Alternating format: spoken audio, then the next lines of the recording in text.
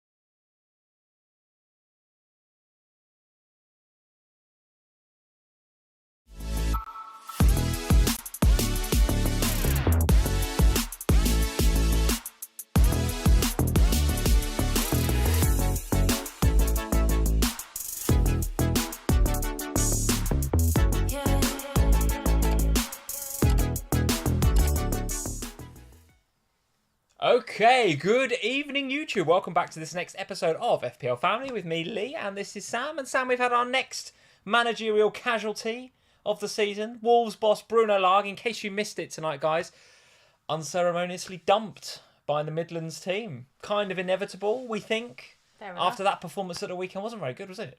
I think it's fair enough, to be honest. I think it's been a a fairly long time coming. Like it's not really felt like they've been going anywhere, has it? For a while now. A bit stuck lost in the mud. Lost the dressing room a bit. The fans getting a bit in the stands at the weekend wasn't particularly good, was it? Just never felt like he was the right man, did it? He never really hit the ground running, and I know the big shoes to fill after Nuno, right? Because they all loved Nuno there, didn't they, at Molineux? Yeah, they did, and it was a weird one when he left, really, wasn't it? Because it wasn't exactly like Nuno left on. Just the time was right, wasn't it? More than that, wasn't forced out or anything like that. And when you're, when you don't really want the manager to go, which is the impression I got from a lot of Wolves fans, and then the new one comes in and doesn't do great, you can see why the dissatisfaction comes in. Problematic now, they've got to find someone new. Well, this is it. I mean, there's some interesting decisions over the summer, wasn't there, to sell Cody, and a lot of that was, I'm not saying it was all down to Bruno Lage, but it was a bit like, I want to play a back four, I don't need this surplus of centre-half so he can go.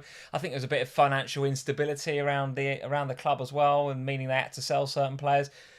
Very unlucky with Raul Jimenez. I mean, Jimenez, since the injury, I don't think he's ever been quite the player that he was before the injury, in my opinion. Adama Traore, well out of form. It's a lot of different things conspiring against Wolves, I think, and he seems to have sort of found himself at the wrong end of all of it, quite frankly. But who knows who they're going to get next? I haven't even looked at the bookies' odds yet to see who the next manager is. Any thoughts? Any clues? Have a look. See who's the next boss. Say hello while I have a look. Go on, I'll say hello while you do that. Guys, welcome to the live stream. Thank you for joining us. We'll be doing our usual, so we'll be looking back at all of the games that we've had over the weekend. Some crackers, actually. The Premier League back with a bang this weekend. Missed it, didn't you? I did, actually. Yes, I did. Because the international break was dull as dishwater, quite frankly. And some of our FPL assets, some Liverpool players, some Spurs players, did pretty well. I think Sonny scoring a couple of goals, and even I think Almiron played twice for Paraguay, I heard, on Match of the Day, and then comes back full of energy in that Newcastle win against Fulham. But I missed it, to be honest with you. And he come back with a bang. Lots of really good games at the weekend. So we'll talk about some of the games,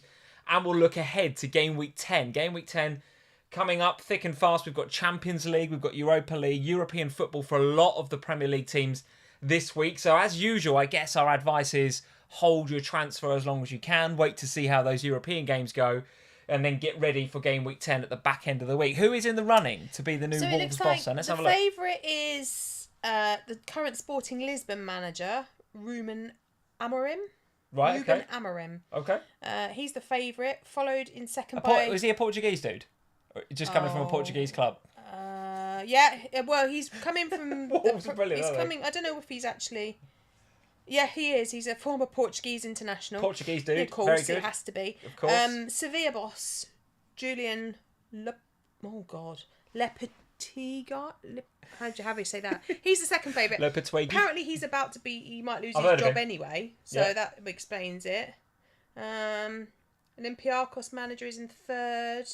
Do you want to have a go at pronouncing his name? Andreas Villas-Boas is in the running for it. AVB, back in the Premier League. My life. He's Portuguese as well, isn't he? Yeah. Literally, if you've got a Portuguese passport, you're in the running, basically. And also Sean Dyche. Of course. Why also not Sean Dyche? Fonseca is in the running as well, the current also Lille Portuguese. manager. Yeah, also Portuguese. Interesting time. So basically, you've got to be Portuguese or Sean Dyche.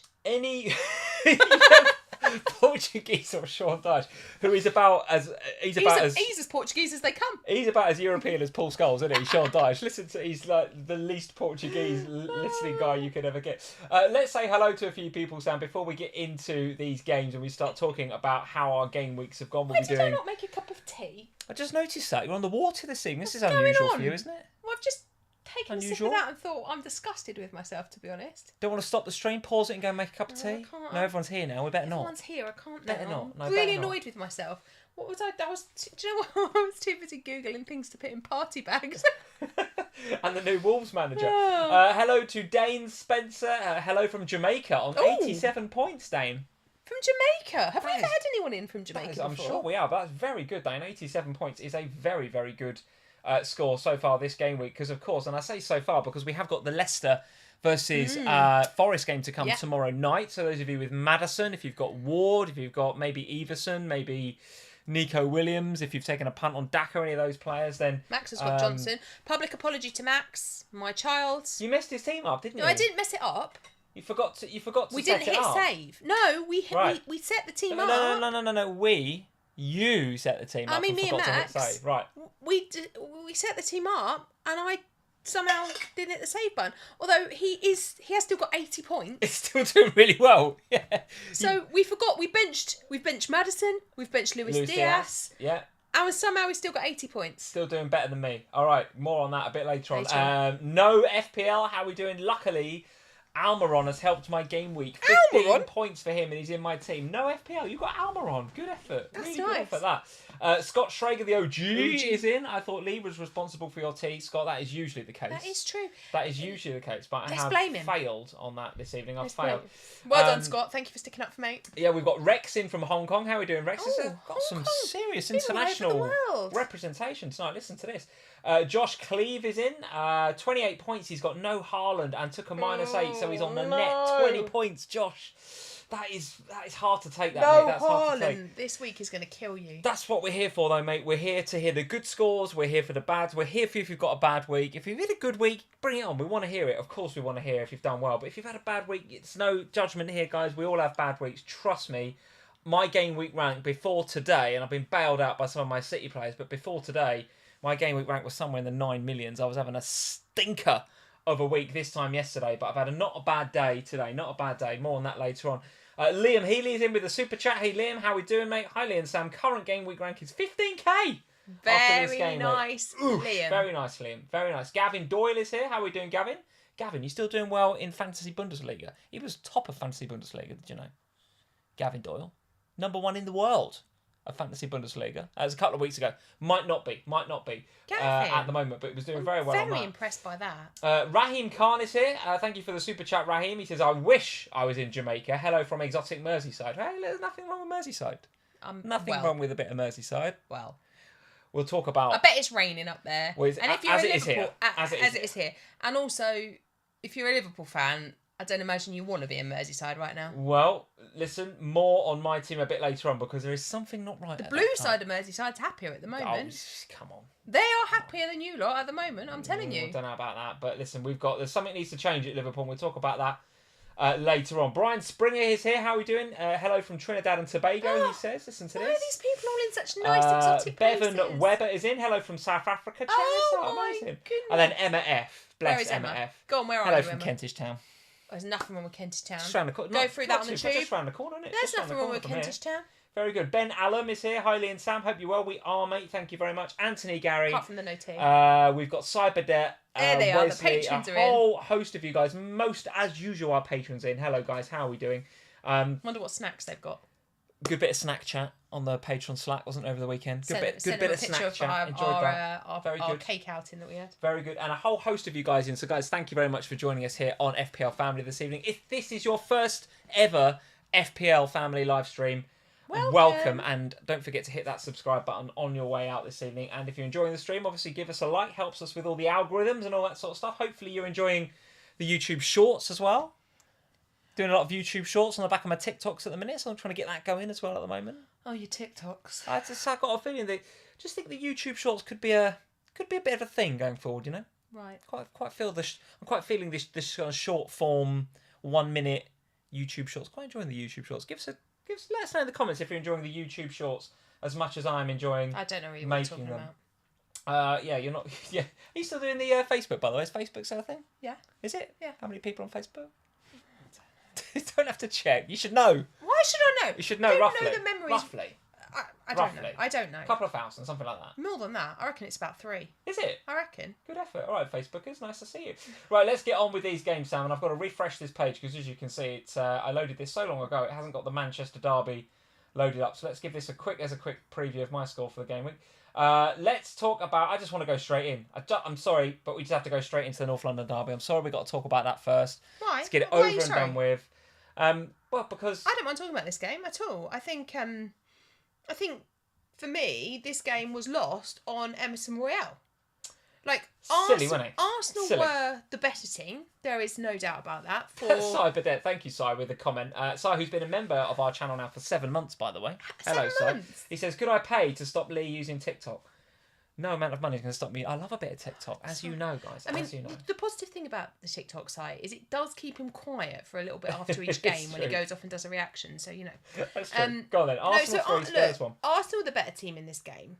But fundamentally, we were still in it until Emerson Royale just lost the plot, didn't he? He had a moment of utter insanity because the honest truth of the matter is Martinelli... I just had him constantly the whole game. And I think he just was He gave him the run-up, didn't he? And he just got frustrated. And as soon as you got sent off in that game, Conte hadn't had time to make the substitutions before Arsenal put away the third. And as soon as they put the third away, the game was done then. Because we're down to 10 men. We're trying to make the substitutions to shore up the game rather than, you know, try and get one back. But as soon as they were 2 down, it was kind of like, it's gone. You can't come back from that. I have to say, I agree with you to an extent, but I will say that Arsenal were fantastic. Oh, I did say that. They were fantastic, and I think the game. I did say that. I think Spurs. I think they had your number even before the red card. I also said that. Quite honestly. So you agree with me fully? Yeah. So Emerson Royale definitely was a big moment in the game, but Arsenal fully deserving of the win. I thought that the Xhaka goal was so well taken, and when he and Partey play in the middle, I think I said this a couple of weeks ago. They look so good with them two in the middle. They've got to keep them two fit, and if they can. Xhaka in particular is playing far more advanced than we're used to him seeing. I think that might now actually be maybe 3, but the reality 4 goals is, for the season. He's never got more than 3 in a season before. But he's got 3 already after 8 games. He's doing great. But kind of doesn't matter though, does it? Because with game week 12 in mind, you're not going to invest in Arsenal, are you? Well, the next 2 games for Arsenal coming up are Liverpool at home and then Leeds away. 2, I think, pretty stonking fixtures. And then they've got the blank, obviously, in game week 12. As you guys will know, City, Arsenal, both blank in game week 12. It's a difficult one, isn't it? Because I don't think you're going to bring in any Arsenal now because of the blank coming up. But yeah, the title of the live stream is, well, what are we doing about Arsenal then? They're absolutely flying right now. They're top of the league. They're above even Manchester City. I don't think you can bring them in, but you cannot sell them, can you, ahead of these next 2 games? I mean, both Liverpool and Leeds are defensively all over the place. I mean, this is kind of why I haven't wildcarded yet. This is the reason, because I didn't want to sell my Arsenal players ahead of the derby because I knew that they would score. And I didn't want to sell my City players ahead of the derby because I knew that they would score. And therefore, what do you do now? Because if you have, like you have, started the de-investment process in Arsenal by selling Jesus on your wild card, a lot of people have done that going into game week 9. If they'd wildcarded over the international break, they'd have sold Jesus, they'd have sold players like Martinelli, maybe they'd have changed out Saliba. However you've done it. I want Jesus back in my fantasy team as quickly as possible. So would you bring him back in knowing... This is the problem, isn't it? About 12, because I think this is the issue that a lot of managers now have. So obviously Jesus' ownership has dropped dramatically in the last couple of weeks from like 80% not that many weeks back. Anyone that's wildcard in the last 2 weeks has pretty much taken him. Yeah, so now the question is, what do you do about that? Because I look at the game against Liverpool next week and think, with the way that Liverpool are defending, forget the going forward, we'll talk about Liverpool more later, but with the way that they're defending, I would bet on Arsenal scoring goals. And if they score goals, I would bet on Jesus being a part of those goal scoring movements. Yeah. So what do? Do you bring him back in, knowing that you're bringing him in for 2 games and then you've got to take him back out again? So are you kind of doing the thing that you always talk about and booking in a transfer? Now, for me, that's something I don't mind doing. I don't mind investing to take people back out again. But I think the complication comes with a lot of people will be more than one City player invested. Yeah. So there'll be a Haaland and a Cancelo, or there'll be a Haaland and a Foden and a Cancelo. However you've done it with City. So the more Arsenal you add to the City that you already have, the worse it gets. I mean, so you're in a decent position now, right? Because you're right. Anybody that's wildcarded, like me a couple of weeks ago, and I've noticed Duncan in the chat, Duncan Crawford, one of our long-term members here on the channel, here for 7 months. He said he's eating some millionaire shortbread at the moment, Sam. Oh, he's happy with that. But he says wildcard ain't just for 1 week, we move on. So Duncan's wildcarded this week. Yeah. And Duncan, let us know in the chat what you did with your Arsenal assets. But a lot of people that have played wildcard last couple of weeks have sold Jesus, have sold Saliba like I did and missed out on the haul last week. I've kept Martinelli, and a lot of people have kept Martinelli. But you're in this position now. Yeah. And by the way, Martinelli's up against Trent Alexander-Arnold next week, as James quite rightly says in the chat, which is going to be very, very interesting. Yeah. But you're in this position now where you're kind of dead-ending your team into 12 so that you can wildcard in 13 out of it. Yeah. You've got to be maximising Arsenal, haven't you? Now you've got Martinelli and Jesus. I mean, are you going to be buying a third over the next couple of weeks? This is you can take advantage of this, right? No, I'm not going to buy a third because I'm wildcarding after 12. So I'm not. Oh, I see. Right, okay. So I'm going to bring them back in then. So because I think this is the point, isn't it? That Manchester City and Arsenal are teams that you really, really want from game week 13 to 16. The fixtures are delightful for both sides. So I think this is where the quandary comes for you guys. So for me, it's quite simple. At some point between now and game week 12, I'll sell some of my Arsenal assets because I haven't got a lot of money tied. I have in Martinelli, but I haven't in Cancelo, and I don't want to keep Edison. More on that later. Moving forward into that nice run of fixtures after game week 13, so I can start to move on players like Edison, like Cancelo eventually, and then bench the others, because then going into game week 13, I want to be able to fill my boots with Manchester City attackers, with 3 Arsenal players at that moment. Yeah. Interesting, I noticed, I think you said a couple of weeks ago that you were thinking when you do execute that strategy, it's going to be Saka as your midfielder of choice. And interestingly, top for chances created, Saka, this week. Interestingly, with Ashley Young from Aston Villa, he and Saka created 5 chances each this game week. That's on the members area. If you're not a member of the Fantasy Football Scout website yet, all the links are in the description below. Something we use a lot here on FPL Family, and we use the stats from the members area every single week. But Saka, top for chances created, and I noticed also up there for crosses as well, 3rd best for crosses. So in a week where Arsenal score 3 and he doesn't get any FPL points, bit unlucky, Saka owners this week, potentially. I mean, one thing I will say is that last week, I think when I was talking about this, I was talking about selling Martinelli in favour of having Saka.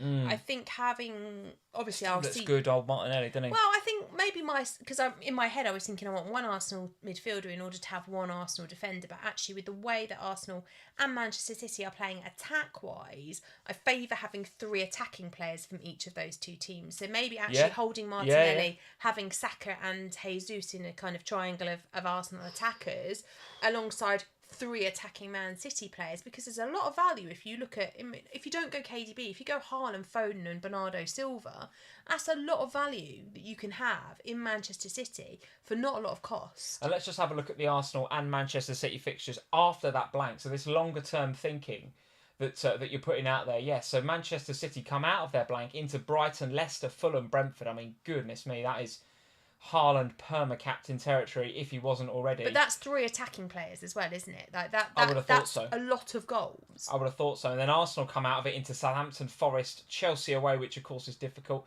and then Wolves. So 4, again, really nice looking fixtures. You possibly want 3 attackers there as well, quite possibly. And so this is where I think your quandary is going to come, right?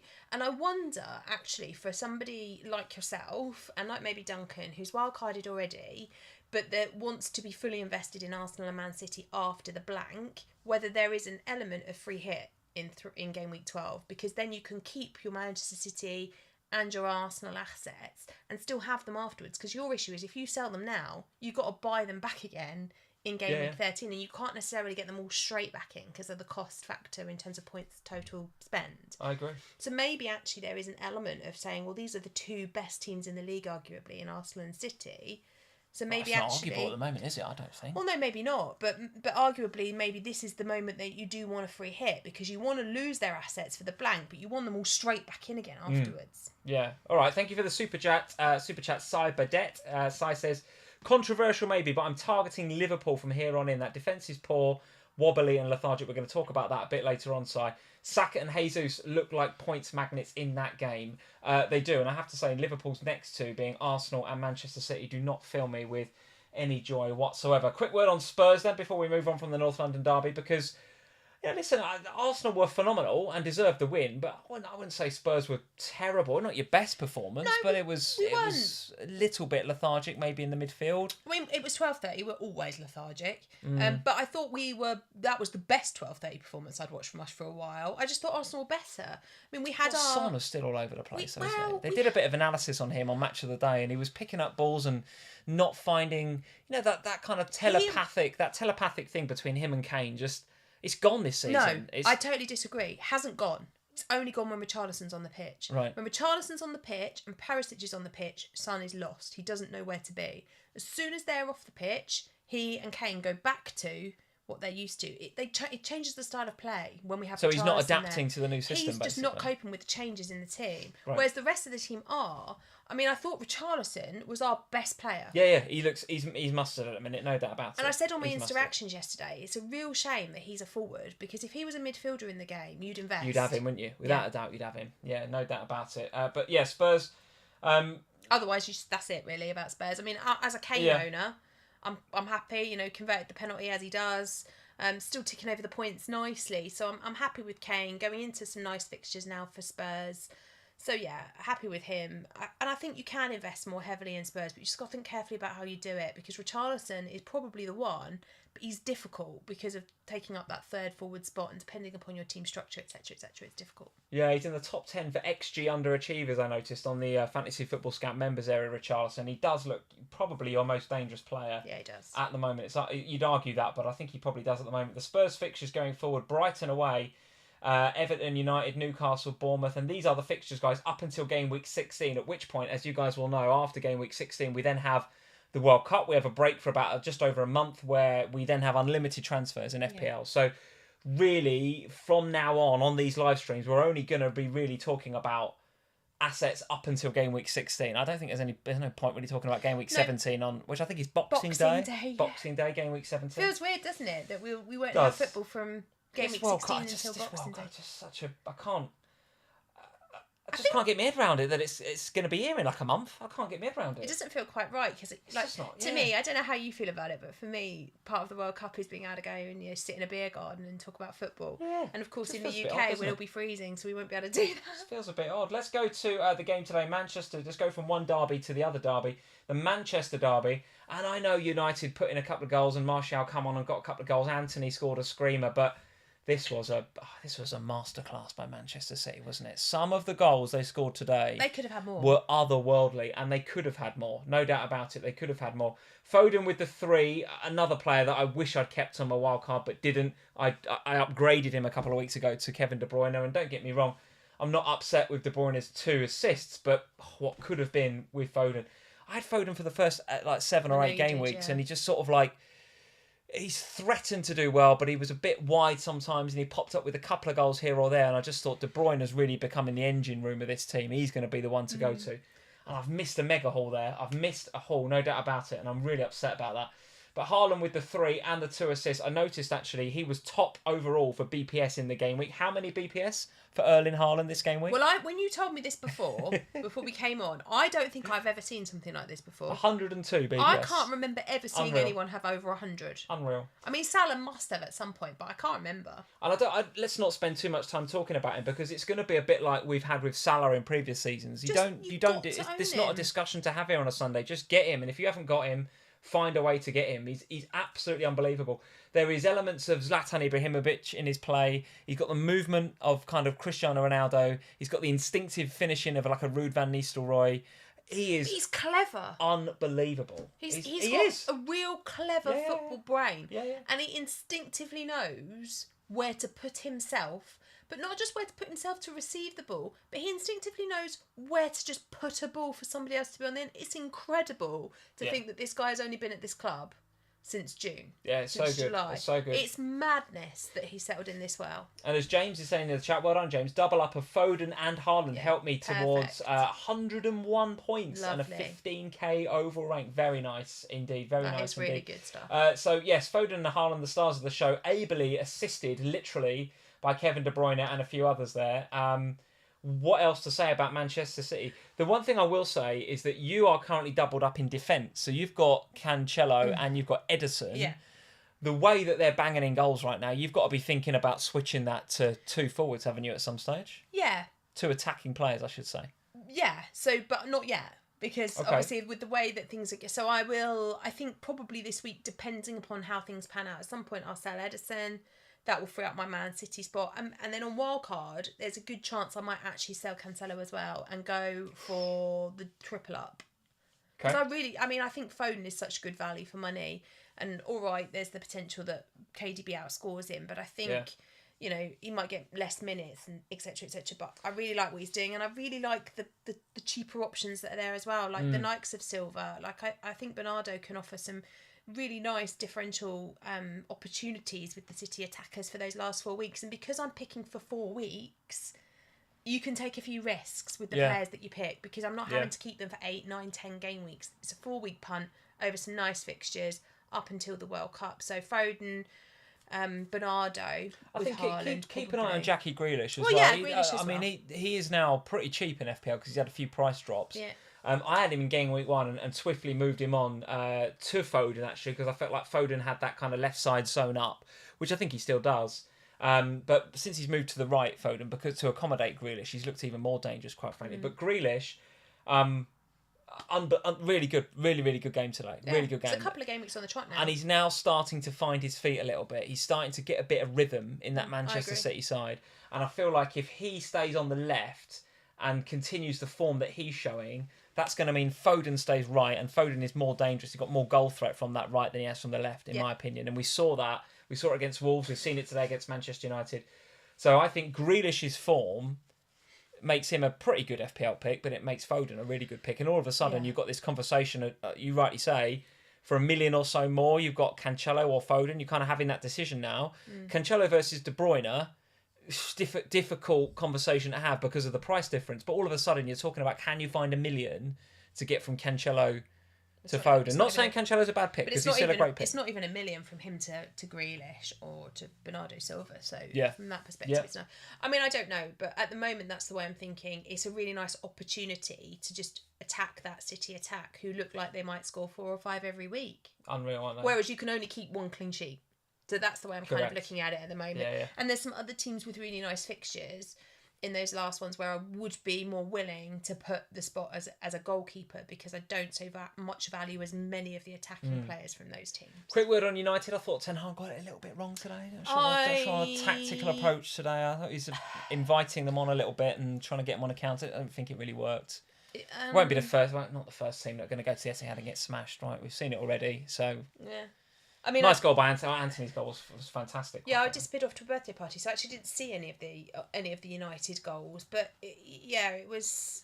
I mean, the bit I saw, it was just all about Man City, and tactically maybe he did get it wrong. But look, it is what it is. I don't think anyone was expecting Manchester United to do massive things in that game, but I think it does. I don't know. I think there was a little bit of expectation from maybe from the United fans, but I don't think they've been good recently, But I don't think from an FPL perspective anybody was massively expecting Manchester United to run riot. But I do think it gives us some insight into what we might see from Manchester United. I thought the fact that they didn't give up and that they did go and get some 3 goals on the back of, they still lost 6, but they went out there and got stuff.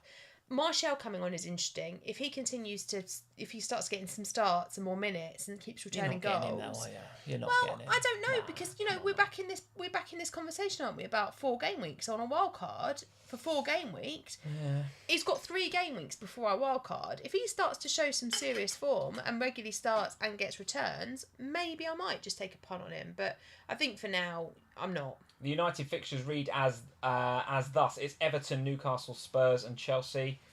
Newcastle, Spurs and Chelsea coming up. I don't think you're investing, are you? Well, when are they? That's up until 13. Oh, okay, you're right. And then from 14, West Ham, Villa and Fulham. Okay, so yeah, maybe, but they're not a buy right now, despite them being 4th on the tip. They're a watch. They're a watch, I think. Yeah, Let's see how they get on. I mean, you can't really judge Manchester United in a game against Man City. You have to judge them in a game against the other teams. Totally agree. Where else to go? A lot of people had bought in Liverpool assets back for this game on their wildcard, or maybe Duncan did, who played the wildcard this week. Maybe Salah, maybe Trent. There's a few others coming in, but difficult one to take again as Liverpool fans. I'll give my opinion in a second. I don't want to take anything away from Brighton's performance, though. By the way, if that is the sort of performance they're going to get under De Zerbi, then they deserve it. Then they are looking pretty good, and Brighton fans should be rightly excited about the future. Your shout on the official FPL podcast this week was don't rule out Trossard. He's never blanked at Anfield and always has a good game there. Well, he had a bloody good game up against Trent, didn't he? It's a good shout. Very good shout. Sometimes when you say things, I remember when we stopped the record on that, and Az was on there, and he was like, do you seriously think Trossard's going to be all right? And I was like, look, the record speaks for itself. He seems to be comfortable at Anfield. And then my phone went mental after this happened. But I think it's really... look, I think what we saw from Brighton is actually not a complete reversal of the defensive stuff that we normally see with Potter. We didn't see him completely rip up the defensive team and just go, right, everyone attack now. Yes. We saw some continuity there, but we also saw much, much better attacking threat from Brighton. And that was just in a week's worth or 2 weeks worth of training under this guy, right? So over the next few weeks, as Brighton, bed down under De Zerbi and start to really understand how to play, I think that there's some opportunities here. Now, the fixtures for Brighton aren't great. Spurs next, right? It's Spurs next. They're not the world's worst fixtures, but they're also not the best fixtures. But having said that, Spurs defensively haven't been solid, and Brighton always do well against us. So there's no reason why they can't score goals. Just a quick word on that game as well, and I'm not speculating by any stretch of the imagination, but there is a planned rail strike next weekend, I think, in London and some of the surrounding areas, and that might affect the Spurs players and the Spurs fans getting to Brighton at the weekend. I'm not sitting here saying that Brighton versus Spurs is getting called off, but just hold your transfers. If you want to bring in a Spurs or a Brighton player, if you want to bring in Trossard on the back of this, and I would understand why, just hold it for a few days, because let's see whether that game's going to go ahead or not. I'm speculating a little bit, but there is a rail strike, I think, that day or that weekend. Another one. We've just had one this weekend. They're on all the time. If you're not living in the UK, it will be news to you, right? And why would you know about this? But there's a lot of rail strikes going on in the UK at the minute, and that is affecting fans and players, I guess, getting to games. And maybe it affects this game. 99% it'd be fine, but just keep an eye on it. Well, look, I mean, I thought, on my honest opinion on this game was that Brighton were excellent. I thought that they were attacking, they were fluid, they were moving nicely, they were creating great opportunities. They could have been 5-0 up within half an hour in this game. Yeah. They were absolutely excellent. So I agree, but let's move to how bad Liverpool were. Okay, but I think we have to divide Liverpool into two halves here, because it's how bad Liverpool were defensively. So going forward, there was still plenty of attacking play from Liverpool. Yes, there wasn't necessarily the clinical edge at times that we're used to seeing from Liverpool, but there was still plenty of opportunities created, there was still good attacking movement, and there was still chances. Defensively, however, I honestly don't know what's happened, because Liverpool were of all of the teams in the Premier League over the last couple of years, they have been the one team that I have been fairly assured about every week. I'm going to have a Liverpool defender. We've had Trent in our FPL teams almost as a lock, haven't we, for 2 or 3 years? Yeah, and most of the conversations are, how do you double up with the Liverpool defence? Do you go, do you go Robertson, or what do you do? This season, all right, so let's leave Simicast out of it for a minute, because it was his first game with Robertson, so let's leave that aside. But he was caught out of position a bit, though. He was, but let's leave him for a second. When you look at the other three that were playing in those defensive positions, you've got Van Dijk, who is normally absolutely rock solid. You've got Trent, who I'm starting to question if he's actually Trent or if he's Trent in disguise. And then you've got, who was playing there? Matip. Yep. Who, again, normally a self-assured good centre-back, with Silva ahead of them, who is normally very...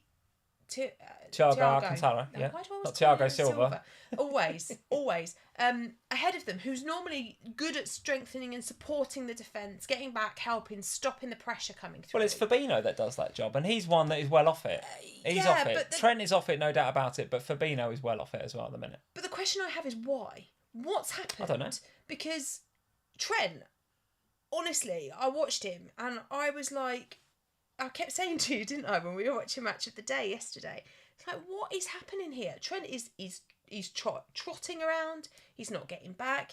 At one point, the ball went past him and he walked to the edge of the box and just stood and watched while Brighton scored a goal. And it's like, what are you doing, Trent? You are a defender. That is your job. Go and defend. I think it makes owning any Liverpool players really difficult. So as a Luis Diaz owner, obviously I'm happy that he got an assist. He made a difference when he came on. He did, but you've got Arsenal next, and Man City, and then Man City, and I look at that, and I look at those two matches, and I think it's a problem. It's a problem. It is a problem. Because even attacking-wise, if you're going to score against Arsenal and against Manchester City, they're going to actually have to be good, well-worked goals. You're not going to be able to just scrap one in. I will tell you right now, if we play like we played against Brighton with that lack of intensity against those two sides, we will get 0 points out of 6. Yeah. Because Arsenal right now are full of work rate, right? They've got top players, but the one thing that Arteta is doing, it's team spirit. They're working hard for each other. They believe in They're themselves grafting. as well. They believe in it. The pressing is unreal. And City are City, right? I mean, any team's rocking up against City and getting battered. So I can't see us getting anything from that at the minute. So, but what's lacking from us is, you're absolutely right. And Trent and Fabinho are kind of out there as the two that stood out for me on the day yesterday. But even like the press from the front three, right? The press from Salah, it's not good enough. Like there was a couple of times when I can't remember which Brighton defender was kind of bringing it out from the back, but Salah kind of just sort of run up to him, and rather than sort of stopping and harrying and just just generally and working as a team on the press, he committed, and the Brighton player just sort of walked around him and then just brought the ball forward. And it's like, as a team, that press has gone as a team at the moment, and the intensity has gone as a team. Connectivity's missing, because it's the same when you're going forward, isn't it? So it's not there coming back to help with the defence from the midfielders, but it's also not there the other way. So you used to be really, really good at playing out from the back and starting your movements from the defenders going up the pitch, whereas now it seems that your movements going forward are starting somewhere in the midfield rather than starting from Alisson at the back. It's there's just not that connection across the pitch. That's how it feels to me as a kind of neutral-ish person watching Liverpool right now. Well, listen, I don't want to talk anymore about my team, not because it just upsets me, but also the next two, as we said, Arsenal, Man City for Liverpool. Easy sells? Probably, yeah. Probably. Yeah. I mean, if you bought Trent and or Salah in on your wild card for this Brighton game, I think Trent's easy out. He's not keeping clean sheets against Arsenal or Man City. Yeah. And he doesn't look like getting attacking returns. So he's easy. Salah, he's a harder sell because he's Salah.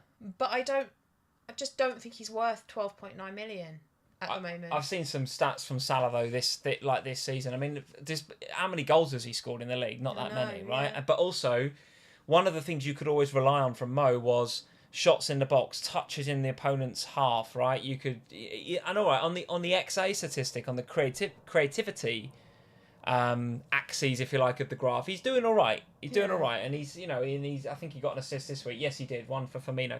So he's creating, but his goal threat's taking a massive dive because he's not in the same getting position, shots away. No. He's not getting that. He's not being put into those positions either. So what about Diaz? If you were me, because he did make a difference when he came on.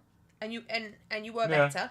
Yeah. But I look at Zaha, more on him later. I look at other players who are cheaper than Luis Diaz, and I look across at, players like Foden at Manchester City and think, I think you'd sell him for Foden. Well, I think I'd sell him for Zaha. I think there's a lot of players that I would sell him for now. All right, let's move on, because if you've got them, you've got a decision to make. If you've not got any Liverpool, you ain't buying. You definitely ain't buying. Where else do you want to go? What else do you want to talk about? Let's talk about the world's worst consolation goal, very briefly, from Bobby Deckled over I didn't mind that at all. Wiping out the Newcastle clean sheet. And I thought that I'd lost a Pope and a Trippier clean sheet, only to find out that actually Trippier got subbed on 83. So we're taking the Trippier clean sheet. And I've got Nick Pope, I think, coming in. I subbed him actually this week, and I'm playing Everson. So if Everson doesn't play for Leicester tomorrow night, I've got Pope's 2-pointer coming in. Not much else to say other than the early red card kills the game, really. Newcastle go a couple of goals up pretty quickly. Almiron's first goal, is it first or second? First goal, I think. Unreal. Absolutely unreal. I mean, if that's not goal of the month, I don't know what is. Absolutely brilliant shot. And I did see a few tweets of people, did he mean it? He means it. And it is a brilliant shot. Really, really good. I feel good for him, because he's taken his fair share of stick from me, actually, and a few others in the FPL community. But couple of goals, and he's done very well this weekend. Talk to me about Mitrovic, because as a Mitrovic owner, what are your thoughts now? we've got to see what this injury is like, right? Haven't we? We've got to see whether the injury's bad. And he was kind of carrying something out of the international break, wasn't he? There was ice on his ankle. Kind of ice on his ankle during the Serbia game, and it was kind of like reported that he was going to be okay and he'd make it for the game this weekend, and he did make it. But I wonder whether that injury was exacerbated by playing. Perhaps he should have probably sat this one out, but. If the injury is bad, if it's a 2 or 3 weeker, then you're probably a sell, isn't he? I mean, where would you go if you were going to sell him? I mean, you don't have him. You don't have the problem. I don't where have would him. You go? I mean, if you've got... Don't say Dominic Solanke. Well, I mean, look, the reality is... So this is another issue that connects with Game Week 12, right? Because if you are already wildcarded and therefore need to ensure that you've got a full bench of players for Game Week 12, then you can't just take Mitrovic down to nobody because you're going to need a player off the bench. So actually maybe Dominic Solanke is the best option because at least he's a person that's going to play in Game Week 12 and he's got Southampton. However, there is so little attacking threat from Bournemouth right now. I don't think that that's really that viable a strategy. It's really... I mean, Callum Wilson... Let's have a look at the Fulham fixtures. They do look pretty good. So it's West Ham, then it's Bournemouth, it's Villa, it's Leeds, it's Everton. This is the run, and this is the reason why so many people bought him in, either on a wild card or otherwise, is that the fixtures look great. I think we've got to cross our fingers and hope it's not too bad or injury. I mean, I hope he's out for 5 weeks. You hope he's out for a bit, yeah. I think the thing for me is that I was going to sell Jesus for him. That was my plan. But I also think that him being injured, like when he went off, Pereira became far less effective. He sat a lot deeper. He wasn't as good. Yeah, but listen, I don't think you can read too much into the likes of Pereira and the Fulham performance because it was a red. I mean, Chalobah, silly tackle really. It was high. It probably was a red. And you know, there we go. It completely changed the game, right? Against the Newcastle side who. All right, I know they're the draw specialists so far this season, but they're a bloody good team, Newcastle. They're a good team, I think. Yeah. So let's talk about where else can we go? What other games do you want to discuss? Do we need to discuss this Thiago Silva? Let's not discuss the Thiago. I mean, this is... the first thing to say is I've taken nothing away from Conor Gallagher, right? What a goal. What a goal. I've just been talking about how good Almiron's goal was and how that could be goal of the month. Gallagher's thrown his hat in the ring as well. I mean, what a strike that was. Unbelievable. Kind of written as well to be the winner against Palace. Yeah, and fair play to him. He showed a bit of class, didn't he? No celebration, and I like to see that from a young man like that. So really, really good. But the Chelsea, I mean, that is a stroke of luck. I mean, how he's not giving Thiago Silva a red card for that, having then the VAR reviewed it, it's just unreal. It's unreal. It's a clear handball. The Palace player, I'm not sure who it was, maybe it's an Eze or a Zaha maybe, but they're kind of they're away. I wouldn't say necessarily through on goal, but they're away. And have you seen it? No. I mean, he's on the floor and he just sort of, it's just like Sunday League stuff, literally just like moves it away with his hand. It's a clear red. And then, sure as eggs is eggs, he pops up 5 minutes later and he gets the assist for the Aubameyang goal. It's just written in the stars, isn't it? It's written in the stars. So, Crystal Palace, hard done by, in my opinion, this game. Hard done by. And I wasn't mega impressed either side here. It wasn't an amazing game, but listen, Chelsea got the result. They got the job done. It's not taught me a lot about Chelsea yet, I don't think. And I was sort of hoping to learn a bit more about Chelsea over the next couple of weeks because they had this fixture and then some nice-ish looking ones coming up. So I'm hoping to learn a little bit more about them, see whether there's some differentials there. I think too. Aubameyang's underlying stats. I'm not going there yet. I think he's a forward. You're not. I don't think that. No, I mean his XG for the game was 0.1. So he took his goal well. I think it's Mount and Sterling and the midfielders I'm more interested in. Reece James still continues to be the bane of my life.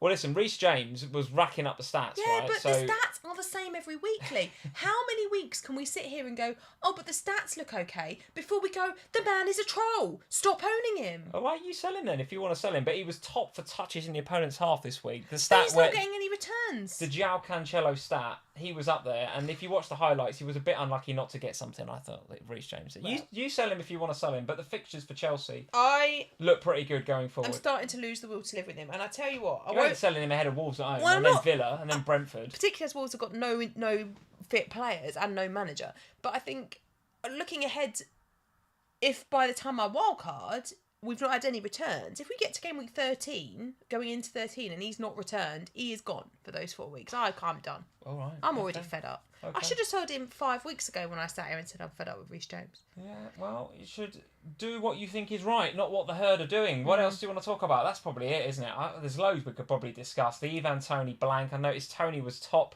or in the top 10 for XG underachievers. 4th, actually. It was Watkins, Willock, Damari Gray, and then Toney. So Toney owners a bit unlucky potentially with his XG of 0.58 in that game and to get no returns for Ivan Toney. But Bournemouth did well and truly part the bus in that game.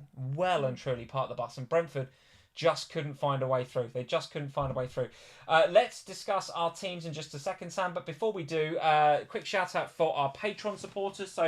And lots of you are in tonight, guys. So thank you to all of our Patreon supporters for supporting us over on patreon.com/FPLFamily. If you want a little bit more FPL family, a little bit more Lee and Sam in your lives, then go and consider supporting us over on Patreon. We've got bonus podcasts, we've got a Manager of the Month competition, we've got a Slack chat community, we've got one-to-one Zoom options, loads of different things that you can do over on patreon.com/FPLFamily. And currently doesn't include game week 9, so we've got to wait for the Leicester game to finish tomorrow. Then I'll total up everybody's scores. But right now, and I'll tell you what, Bryce is having a brilliant season, by the way. He is right up there. I think he might be top 3, maybe 4K, something like that. He is having a brilliant season, And Bryce. of course, this Manager of the Month slightly different because we didn't have many game weeks in September, is that right? Yes, September. Because of the death of the Queen, obviously, in this country, we had a bit of a shorter September. So we've put September and October together. And Bryce is leading the way as of end of game week 8 with 136 points. But Coco and Craig absolutely bang in it with 134 and 133. So listen, all to play for. Still lots of games still to be played throughout October. Plenty of football to be played in this month's Manager of the Month competition. But well done to Bryce in particular. He is having a fantastic season. Really, really good season. Let's talk about our team, Sam, for the week. So this is me. 71 points. It's a pretty below par week, to be honest with you. I'm kind of salvaged something from the wreckage after yesterday. I was really, really down in the dumps, no doubt about it, because Toney had blanked, Mitrovic had blanked and got injured, Zaha had blanked, Martinelli got me the assist, but James hadn't done anything. Trippier, I was jammy to get the 7 because he come off before the goal. But really, it was a very, very poor Saturday. Really nothing going on at all. And then today, got something from De Bruyne. Obviously, the Haaland captaincy helps, I'm sure it did help a lot of people. Mm-hmm. And I've got Maddison and potentially Everson still to go. Probably going to be Pope if Ward continues in goal for Leicester. But a couple of players still to go. But 71 as my game week score. A game week rank of 4.9, which... when I tell you I was at about 9.7 million about this time yesterday. He wasn't joking. I was having a bad game week last week, and I think my overall rank, when I checked it, my live rank this time yesterday, I think I was about 480k, something like that. It was really, really down, over double my rank.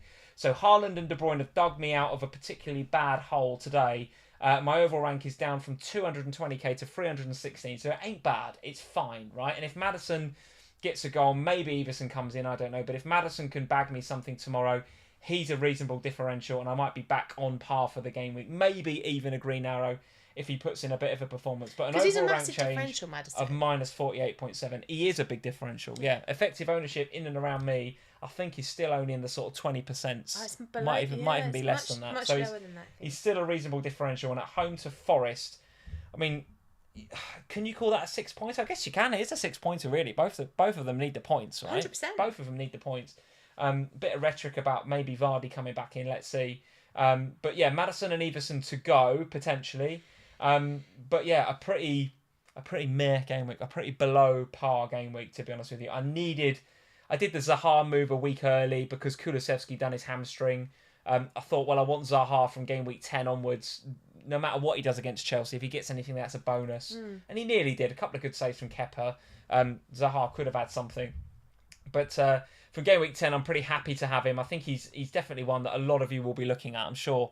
We'll talk about transfers in a second. I know that you're looking at him as well. But definitely a bit of a below par game week, but I was probably due a bit of a bad one since I've had a reasonable start. But Sam, you have had a reasonable game week with 81 points. To talk us through it. I mean... it's actually gone quite well, given I sold Jarrod Bowen this week. Yes, talk us through that move. You did Bowen to Maddison, right? Yeah, I mean, look, I'm annoyed about it, obviously, because Bowen hauled. However, I'm also not that annoyed about it at the same time, because I never planned to keep Bowen. It was always a temporary thing for game week. I'm surprised you sold him. Why? I was surprised. From the minute I bought him, I told you I was going to sell him. Like, it was only ever a punt for game week 8. Had I wildcarded going into game week 9, I'd have sold him.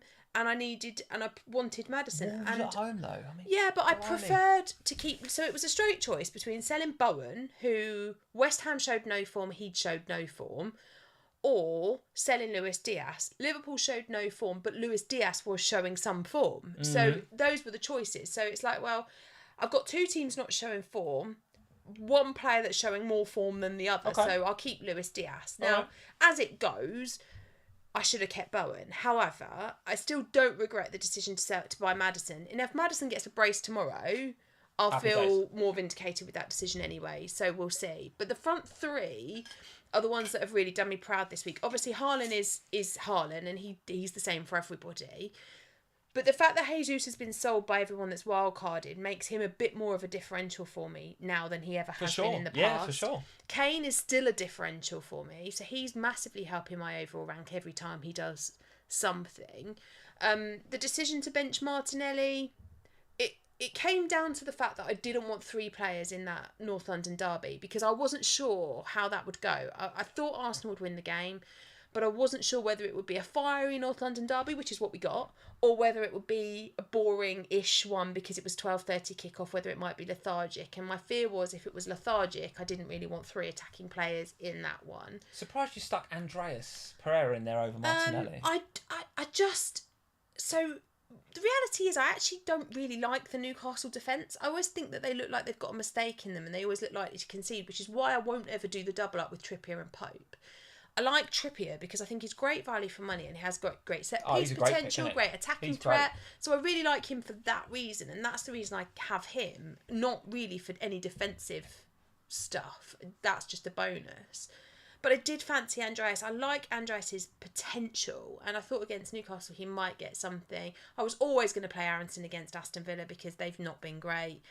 So let's see. I mean, at least you didn't have Sinistera this week. At least I didn't have Sinistera. Yeah, I mean, so that's the other player that eventually I would like to part with. I'm really not feeling the Leeds love at the moment. Let's a quick chat on that because yeah, I'm with you. I'm not quite sure what Jesse Marsch is playing at in these post-match interview. Did you see that? It was something. A bit of a slide to get Villa, didn't he? Yeah, I'm paraphrasing. I can't remember the exact quote, but it's something like, the Villa really slowed the game down, and my fans, they don't come to the stadium because they played at Villa Park, didn't they?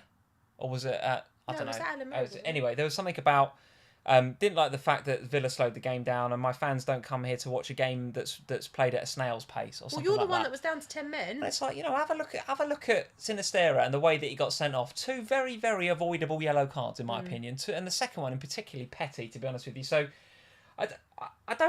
I'm not feeling the Leeds love. I mean, I'm just going to put it out there. I don't like Jesse Marsch. I don't like him. It's a bit unnecessary. I don't like him.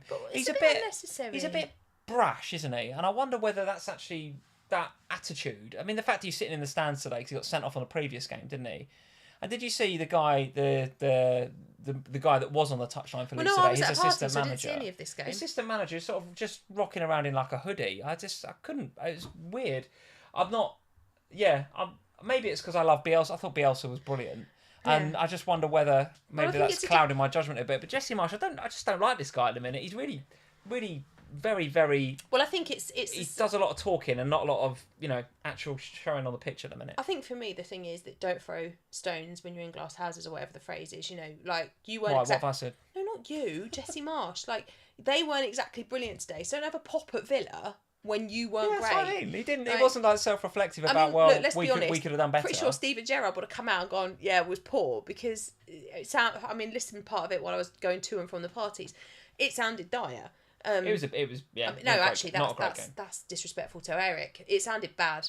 I think I think, look, I'm not feeling the Aronson love. I'm not feeling the Leeds love. So he's another one that could go this week. Interestingly, though, a quick comment, but Ollie Watkins was top for XG underachievers this week. He had an XG of 1.09 in that game. So despite it being a bit of a dull game, he had chances, Ollie Watkins. They could have and maybe should have won with a Watkins. There you go. There's your replacement for Mitrovic. Not the way that Villa are playing. I thought they were better when Buendia come on. They looked a little bit more creative, and Coutinho had a good game as well. But listen, against 10 men Leeds, you've got to be winning that game. Yeah. I can reel off as much Villa XG as you want. They've got to win it as points lost. They've got to win they that game, for sure. Yeah. I mean, so there are other players in there that are potential issues, but I do really want Zaha going into this next run of fixtures. We'll talk about bus teams in a minute, though. Anything else to discuss on your team in particular? So obviously Maddison's come tomorrow. Yeah. If he doesn't play, then it will be Martinelli off the bench. All right, a game week rank of 1.8 and an overall rank now of 1.8 as well. First time in the top 2 million, so we're getting there now. That's what, about 500? Yeah, 500k off the rank, I think. Slowly but surely. We're getting there. We're building. On live FPL, and it's about 500,000 off your rank. So 22.2% up and a green arrow, so not to be sniffed at. Continue. Let's have a look at your bus team then. Your team as it looks right now on paper for game week 10, which of course is a week away, and we've got obviously Leicester to come. We've got European games to come in the week. So as I said at the beginning of the live stream, we probably want to hold your transfers and just wait to see how those games pan out. But talk us through your bus team as you set it up right now and what you're thinking in terms of transfers and captaincy. I just realised I actually can't see it. So I quite like the double up at the back actually this week for Manchester City because it's a nice fixture for them. Although I would rather have some attacking players in that game. But Ederson and Cancelo obviously play alongside a back four. I'm going to play Nico Williams I think this week. I do. Home to Villa, maybe. Yeah, I mean I maybe see that. Just don't think that Villa are that great at the moment, and I can let's see how Nico Williams gets on tomorrow against Leicester. But he's always offering some attacking threat, and Villa aren't exactly scoring loads and loads of goals, so potentially there's some clean sheets there. At the moment, I've got Luis Diaz, Maddison, and Martinelli, but I'm really, really, really not loving the Luis Diaz against Arsenal pick. No. Okay. And then a front three of Haaland, Kane and Jesus. So that's not changing. So I'm looking at that team thinking, well, where is my weakest point? Because that's always the position I like to change. It's not always just about targeting in on the player that I want. So if it's targeting the player I want because I don't think there's a really weak moment, then likely transfers will be Luis Diaz to Zaha. Okay. But I think if I look at my team, the weakest elements in it at the minute are Aronson, and obviously there's the Veltman benching option. But I don't hate the Veltman pick at the moment. Like, he's not got to play most weeks. Yeah. It's just bench options. So for right now, I think it's okay. So it'll probably be Luis Diaz to Zaha, but potentially might do something with Aronson instead, depending upon... I don't really know how much money that allows me to have. Let me just have a look. Okay, just while you're sussing that out, captaincy on Erling, I assume. Yeah, because the reality is, who is better? Triple captaincy on Haaland? Oh my life. Just putting it out there? No, because Man City we know they've got a double coming up because obviously they've missed game week 7 like everybody else. So at some point you're going to have Haaland in a double. Now, if that double ends up being... Well, the game that they missed was against Spurs. Oh, God, I'm going to have to triple captain Haaland against Spurs, aren't I? I'd triple captain him against anybody at the minute. I just think that Southampton game... I just think with the Champions League going on at the same time as well, they're going to walk this league, City, right? Pep is absolutely going to prioritise the Champions League, and that's where he's going to want to protect his players. And we even saw it today, right? I think it was on 70-ish minutes. You saw a treble substitution from Pep with... He did forward, didn't he? Yeah, and interestingly, Haaland actually didn't come off, but I think Gundogan and Phil Foden and Grealish all came off, and they're just sort of protecting his players a little bit. And you've got to think at some stage Haaland is going to get a bit of protection, and he'll give the other new boy, is it Alvarez? Yeah. He'll give him a bit of a run out, or maybe Mahrez can go up there. Cole Palmer can play there, I think, can't he? But yeah, listen, I don't know what Haaland's effective ownership is going to be at home to Southampton in game week 10, but it's going to be nudging 200%, isn't it? I mean, if you've got him, you're going to captain him. My team for next week is looking pretty set. I'm pretty happy with it, actually. How many transfers you got? Just the one free transfer, because I did the Zaha one early, didn't I? So I did Kulusevski to Zaha this week, knowing that if Zaha gets anything from Chelsea this week, then okay, fine. He didn't, so fair enough. Now I'm going to keep him now for this nice run that Crystal Palace have got. Let's remind ourselves what that run looks like. Here is the Crystal Palace run. Leeds, Leicester, Wolves, Everton, Southampton, West Ham, Forest. And that's one of the reasons I wanted to get Zaha, and I guess one of the reasons you're looking at Zaha as well, is because the fixtures from now up until the World Cup, absolutely they can do well in those Crystal Palace. And absolutely he can do well in those, Wilfried Zaha. So I'm happy to have Zaha in my team. That's not what I want. I want that one. There we go. So Zaha's in my team. Martinelli, despite playing my team, is absolutely in there. Him up against Trent, I think I'm going to have him in my team, no doubt. Maddison's got Bournemouth. The one that I'm looking at, and it depends on what happens to Mitrovic, right? Because we spoke about Fulham's fixtures, we spoke about Mitrovic's fixtures. If it's not too bad an injury, I will keep him. But if it is a bad injury, then I do, even though I've only wildcarded a couple of weeks ago, I might start to have a look at what my front line looks like again, because Tony and the Brentford fixtures are actually not too bad, but that blank against Bournemouth really bothered me. I know he's fourth for XG underachievers this week, so potentially a bit unlucky. But that's part of the reason you got him, right? That Bournemouth game. That Bournemouth game was the one I was targeting, I have to say. Yeah, and he took a couple of direct free kicks as well, and he could have, should have, would have maybe had something. So what in are you that game. thinking he might do? Well, if Mitrovic is out for 4 weeks. Well, then I probably will move him, but I don't know who to at the minute. That's the challenge. And like you, I've got Nico Williams on my bench there. I've got Andreas on my bench. But either of those I'd be happy to play. Walker Peters is going to the Etihad, so I ain't playing him. He's there to help me out in game week 12. That's why I bought him in my wild card. But outside of that, Cancelo, James, Trippier. I've got Pope in there for the double Newcastle, hopefully clean sheet against Brentford. But again, if I'm hoping for that, then maybe that's another reason to maybe bench Tony or get rid of Tony. So I'm not thinking I want to change anything in my team other than maybe Tony and Mitrovic, depending on the Mitrovic injury. Watch this space. It's going to be interesting to see. So you're going to potentially roll? Potentially roll. Yeah, maybe roll. Because I don't see any. I'm just not looking at that front line. The only striker I want outside of those that I'm currently there is Jesus. I do want Gabriel Jesus back in my team, quick, sharp, but then you got the blank, and I'm like, unless you can't bring him in. No, not going to do that. No, I'm not going to do that. I mean, honestly, I don't think it's a terrible strat. The more I think about it, the more I think if I had already played my wild card, with the way that City and Arsenal are playing right now, and the fact that I would want Jesus and another Arsenal player and 3 Man City players, they are the best teams in the league right now. They're both not playing in game week 12. For me, that would be the perfect week. Like, the free hit can be used in blanks, yes, absolutely. It can be used in doubles, yes, absolutely. But this might be an opportunity not to necessarily maximise your points returns in game week 12, but to ensure you are ahead of the game in 13. Yeah, quite possibly.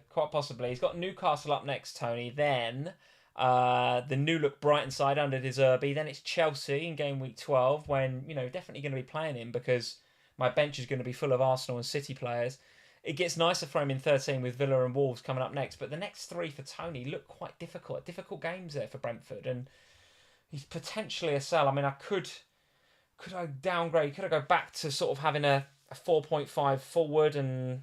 But you got to be prepared to free hit then. Because you're going to give yourself a problem for 12. Yeah, maybe. So listen, you can only go as far as Solanke if you're going to not free hit in 12. Yeah, I don't really want him, to be honest with you. I don't really want him. You and Praz loved him. No, Praz loves him. I just so happened that I was on the same podcast where Praz said Solanke, and I think I then went on the official podcast the same week and went, do you know what, Praz said Solanke, and I actually think it's not a bad idea. And then the whole of FPL Twitter went mental for 2 weeks going, like, why is Praz bringing in Solanke? And I felt somewhat culpable for Praz getting that stick, to be honest with you. So Praz, I apologise. What have we got coming up this week, Sam? A big week, actually. Loads going on. Tell us about the week. We are having a very busy week this week. Yes. So you can catch me and FPL Sonaldo on this week's Off the Bench podcast. Nice. Enjoying the Off the Bench podcasts. They're really good. Yeah, I enjoyed being on with Praz last week. It was great. Yeah, they're a really good addition to the game, I think. They offer something really different, and it's nice to have different voices who don't normally pod together, chatting together. And where can the viewers find the Off the Bench podcast? In the same place that you'd find the official FPL podcast, exactly the same place you find the official podcast. Subscribe to the official one, and you'll get the Off the Bench ones in your feed on Spotify or wherever you get your podcast, right? Yeah. So the Off the Bench ones are out 24 hours after the final game. So because there's a Monday night game, we'll be recording on Tuesday morning. So it'll be out Tuesday afternoon. And you and Andy tomorrow then, Sonaldo. On Tuesday we'll record. On Tuesday Tuesday, morning, of course, after Leicester, afternoon. yes. Yeah. So me and FPL Sonaldo. So I'm looking forward to that Andy. one. What a legend, by the way, Sonaldo. What a legend. And then on Thursday, be able to catch me on the normal FPL pod, the official one. Very good. I can't remember who's the guest on that one this week. I can't remember. But anyway, we're recording that on Thursday as normal. And then Ohana podcast for the faithful on patron supporters on Friday. And then Saturday. Very exciting day on Saturday. So are we allowed to say? We can say, can't we? I don't think we haven't been told not to. Okay, go on then. You made me question my decision, my life choices then.